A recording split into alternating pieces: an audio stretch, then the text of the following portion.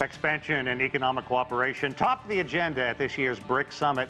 Hi, everyone. I'm Sean Calebs, and I'm filling in for Anand Naidu, and you're watching The Heat.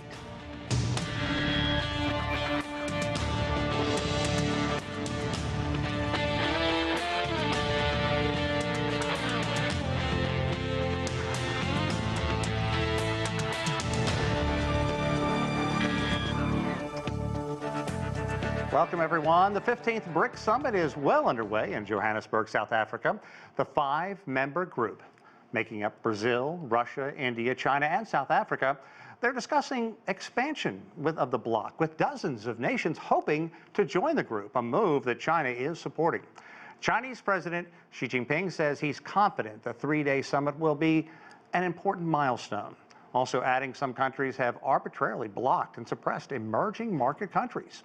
In Pretoria, Xi was awarded the Order of South Africa from President Cyril Ramaphosa during his state visit. And at the close of Business Forum, China's Minister of Commerce read a statement from President Xi. We humankind have achieved notable economic development and social progress over the past decades, and that is because we have drawn lessons from the two world wars and the Cold War, followed the historical trend of economic globalization, and embarked on the right path of openness and development for win-win cooperation. Our world today has become a community with a shared future in which we all share a huge stake of survival. What people in various countries long for is definitely not a new Cold War or a small exclusive bloc. What they want is an open, inclusive, clean, and beautiful world that enjoys enduring peace, universal security, and common prosperity. Such is the logic of historical advance and the trend of our times. 10 years ago, I made a proposition of building a community with a shared future for mankind, calling on all countries to build this planet we all call home into a harmonious family.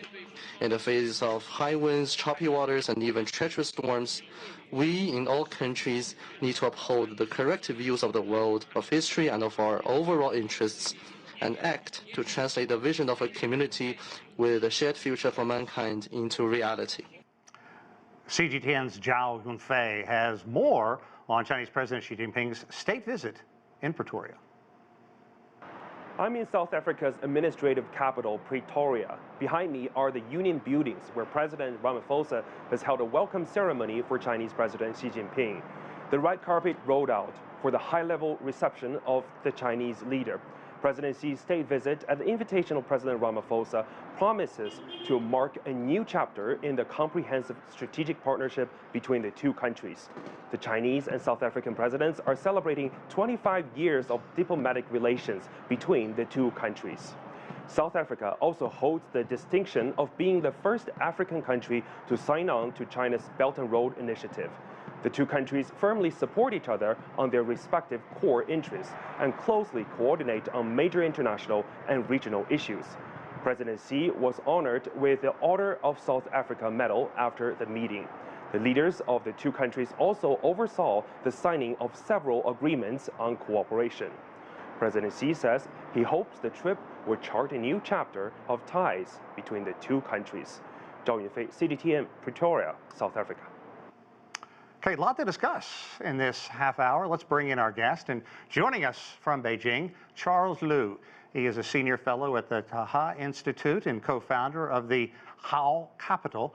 Out of Maryland, we have Saurabh Gupta, a senior Asia-Pacific International Relations Policy Specialist at the Institute for China-American Studies. And Lagos Legend Asoleme. He is an associate at the University of Johannesburg, South Africa. I want to welcome all of you to our program, and as always, think of this as a discussion. If you'd like to pick up on what your colleagues are saying, please feel free to jump right in. Legend, I want to start with you. South Africa hosting this year's summit, a very significant event, and really the first time that these leaders have had a chance to meet in person since the pandemic, so obviously a very important time. South African ambassador to China talked about this partnership and how important it is, and with all the other nations interested in joining. Multilateralism, partnership, two of the very important topics on the agenda. I want you to listen to what the ambassador had to say first. Let's look at key things which we can do as developing countries. When you say partnership, I like to stress BRICS is a partnership. It's not a bloc. We're not competing with any other blocs. We're a partnership for development. We're a partnership for inclusive multilateralism. Yeah, there you heard inclusive, multilateral development. I'd like to get your thoughts, if I can, Legend, what you thought about that and your initial thoughts on this meeting, especially talking about the partnership. Absolutely. It is clear, I think, that this formation seems to be projecting an idea that they are not in confrontation with any other bloc, but rather they are actually trying to teach the world on how to go about collaborative development as a system that the world needs today. Because as of today, we do have a unilateral system, and then what we're trying to now introduce is a multilateral system that ensures the collaborative development of all regions together, both from the global north and the global south. And I think that's what makes this particular group unique in the sense that it's actually trying to teach the world how we can develop together. Because it is possible. It's not a zero-sum game. It's a global system, and the globe is one. We can actually develop together, both the global south and the global north together. I think that's my key take home from that. Now, Charles, pick up on that. We heard Legend talking about developing together, but obviously President Xi Jinping arriving there early, being recognized by leaders in South Africa. This is the second trip overseas for President Xi so far this year. What do you think China's main focus is? What does it want out of this very important meeting? I think there are several things here for the group to really think about now. First and foremost is the expansion of the group. You have dozens of countries applying to join and to all become a part of this multilateral, inclusive group to cohesively and collaboratively encourage further development of themselves and their own countries and their neighbors and their other partners in the global south. So I think what China would like to see is some system or some way of exploring how the group can be expanded, can be more inclusive, can have more partners. This is one thing. The second thing that has been talked about quite a bit, and the New Development Bank, which is a bank formed by the 5 members of BRICS, will play a more active role in helping developing countries build infrastructure projects, address emergency situations. In addition to that, I think the local currency settlement of trade is something that is very much in the agenda, on the agenda as well. The use of the 5 national currencies of the BRICS and how it can be helpful to de-dollarization. I shouldn't call it that, but I think we understand what you mean exactly, though, when you do say that. That process is moving very quickly as well. So okay. I think what one hopes to get out of this session, one is a system of inclusively bringing in more partners. Second is further advances on the de-dollarization and local currency settlement of trade. And indeed, one thing, Saurabh, as we chat with you, one thing that we have heard is obviously BRICS filling a void that has been left by much of the rest of the world. Now, Indian Prime Minister Narendra Modi is also there, and The Guardian has also issued a quote from Harsh Pant, an international relations expert at the Observer Research Foundation. That's a think tank in Delhi. I want to read this quote to you and get your take from this. India, the quote says, is looking to ensure that this platform doesn't drift off into being an openly anti-Western platform. And there is a danger of that, with both Russia and China having a certain agenda. India, and at least all of Modi, have no interest in shaping India's foreign policy in an anti-Western direction. Your take on that? The BRICS, my view is that the BRICS are not planning to become an anti-Western grouping. What they want to do is tether the global South and the global North to UN-centered multilateralism. The feeling is that the global South has been marginalized from many conversations, and that it needs to get together to be able to punch its weight at the head table, like say at the UN, at the United Nations, or at the G20, and that is where the focus of the BRICS as a body is. Now, India has issues with China, and the problem with India out here is that it is being outplayed by China in the global South, and therefore it sees expansion of countries of the global South within BRICS as at some level a challenge to itself, because it advantages China, because as I said, China has outplayed India in this part of the world. But I think there is wiser and broader sense within the Indian foreign policy community that despite the bilateral differences that it has with China, that these multilateral fora like the BRICS are useful avenues for developing habits of cooperation on particular areas where there is a need to cooperate much more widely with developing countries, including China. And we are seeing that particularly in the financial sphere, where India also wants to move a little, diversify out from the dollar payment system, because it sees that in the larger scheme of things as a threat to itself.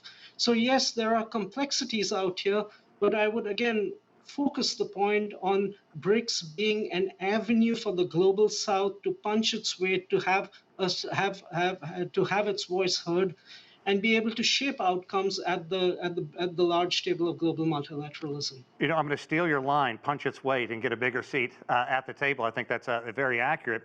But, you know, you talk about India not wanting to go down that road to make this anti-Western, but without question, I think all of the nations, including the more than 40 that are there, the more than 22 that want to join BRICS, I think to a nation, each one would say, it's been ignored by the West, and especially the United States. So isn't that argument a fair argument?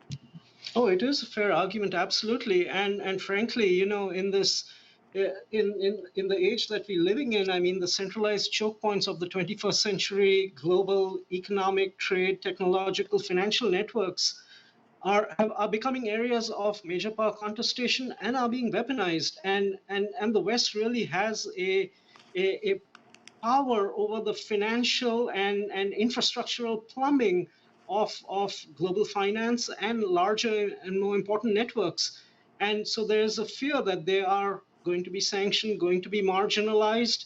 And in that regard, they have strong views that the West is not tolerant or accepting of their views, and will not accommodate them, and that these things can be unilaterally slapped against them.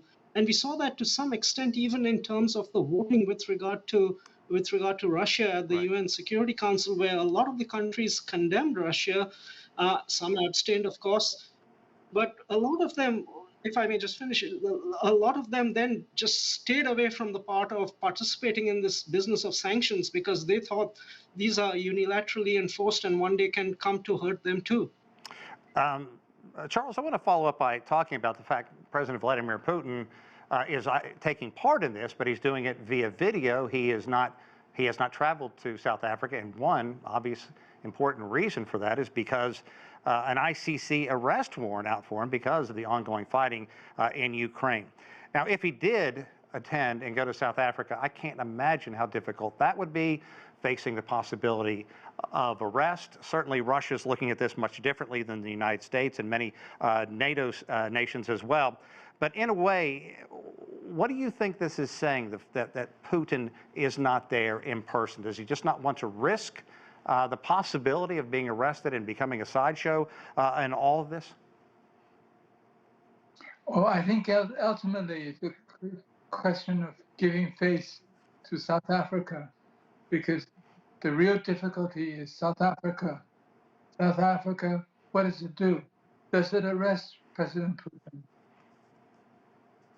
So I think full consultations have taken place between Russia and South Africa in how to do this without putting South Africa in the bind.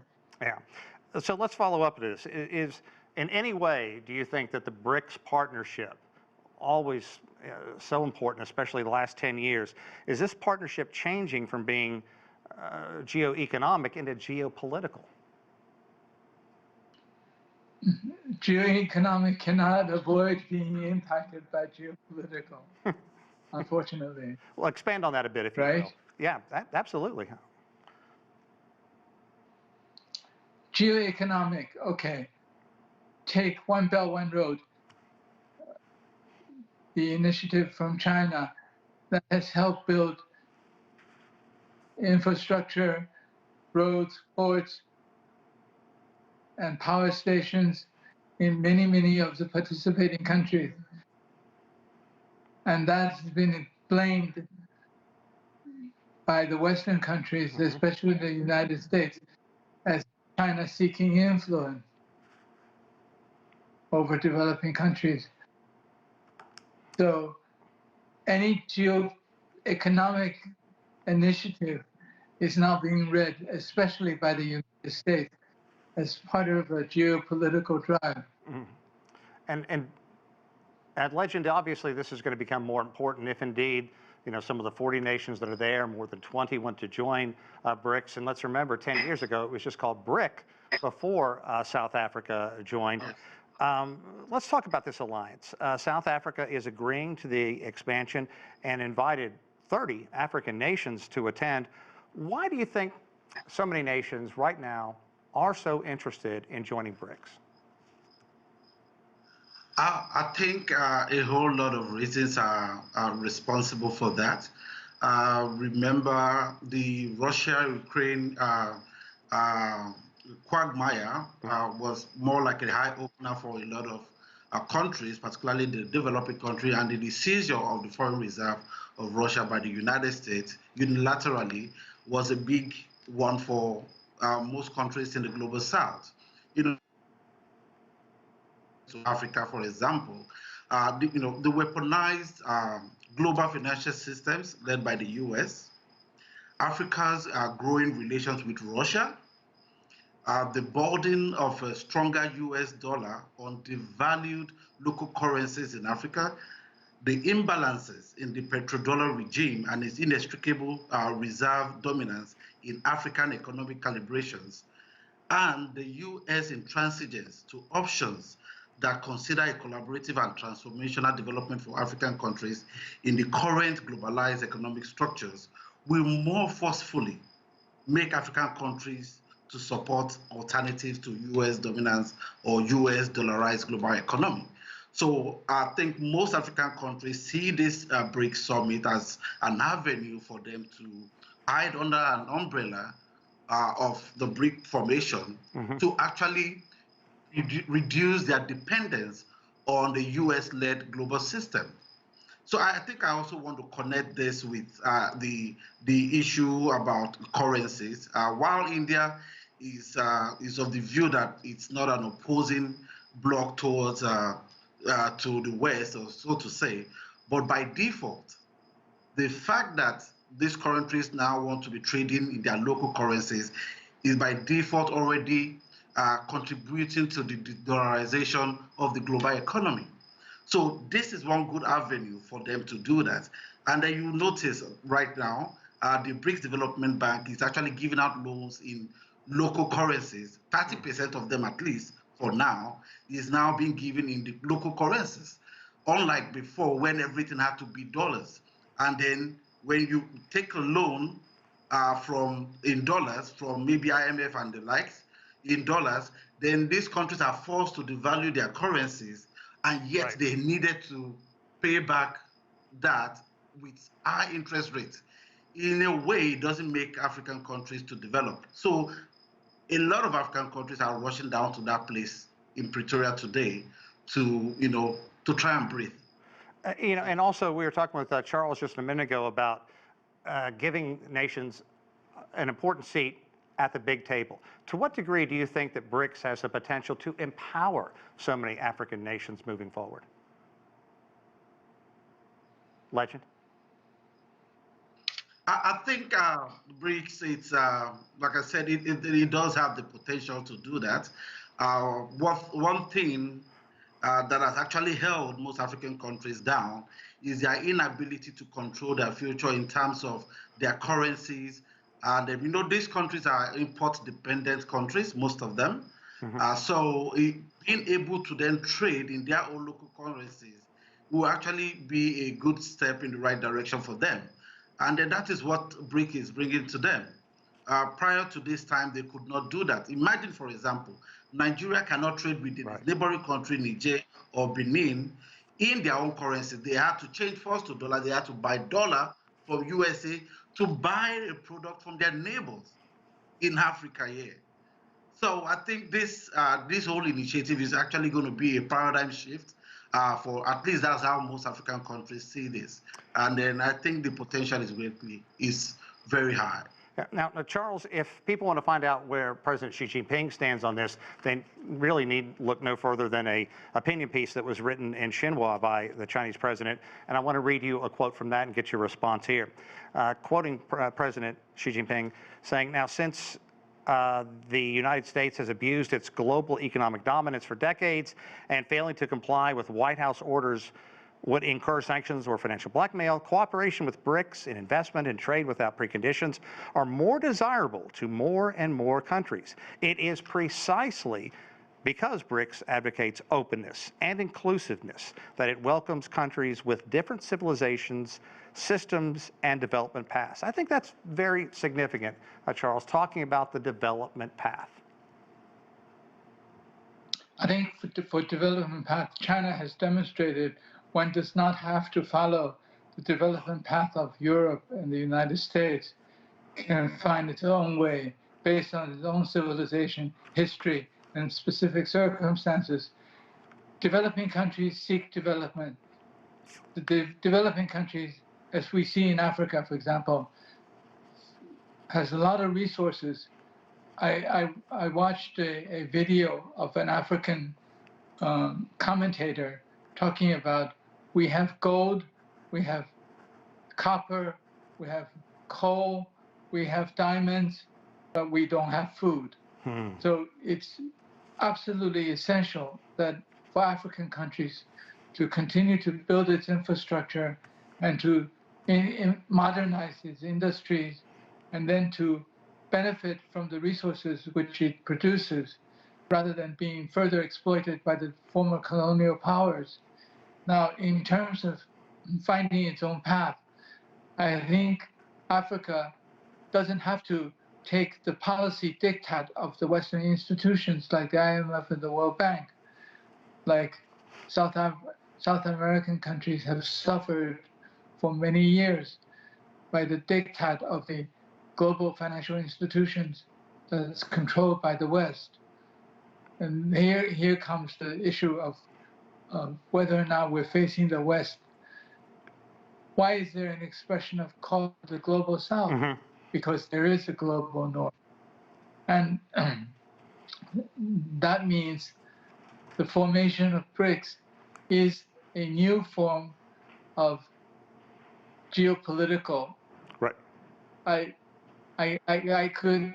must say it's a geopolitical organization to confront what has occurred over the last centuries, where the global South has suffered tremendously.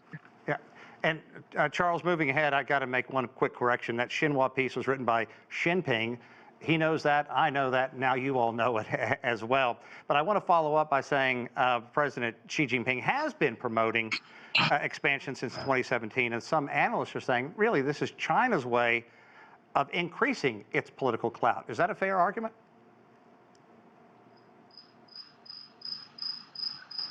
Whether or not China has increased political clout is not by expansion of BRICS or by any other means. China has increased its international standing because it has been successful in development. Fair enough. And it has also learned to say in a very firm way, say no to America when pressed by America to do things which it doesn't feel that it's in its national interest. Mm-hmm. It's stood up to sanctions, stood up to all kinds of pressure, stood up to the trade war, has managed to succeed no matter what. Exactly. Legend, we're almost out of time here, and I really feel like we need to go back to the continent of Africa for really our final wrap-up look at all of this. And I want to say one huge achievement for BRICS is the new development bank. We talked about NDB earlier. Since its opening in 2015, we have some interesting stats here. It has approved nearly 100 loans worth more than $30 billion in loans for developing nations. I talked about that earlier, saying, look, there's a huge portion of the globe that the United States, many Western nations have simply ignored. How significant is this, and what has it meant to these developing nations? I'll say one thing about the BRICS Development Bank. It's a totally new approach, different from that of the IMF in terms of payment plan, in terms of interest. It's very, very low. I'll tell you one thing, for example. IMF that is established to actually help the world develop, when it wants to give loan to developed countries, it gives them almost between 0.1%, maximum 2% interest rate. But when it wants to give to developing countries, particularly in Africa, for example, it gives them in double digits. These are poor countries. You give them in double digits, you make them unable to pay back, you take their resources, in which way they can't even pay back, and then you force your way of life and then your dictations, your political interests on them. But the BRICS Development Bank is actually like a savior for African countries, a way to breathe. Yep. Legend, I totally see where we're going with this, and I really apologize. We're just about out of time, but I really would like to thank all three of our guests for their insight and especially their time talking about this all-important issue. So we're going to leave it there. I'm Sean Caleb's here in Washington, D.C., and as always, thanks for watching another edition of The Heat.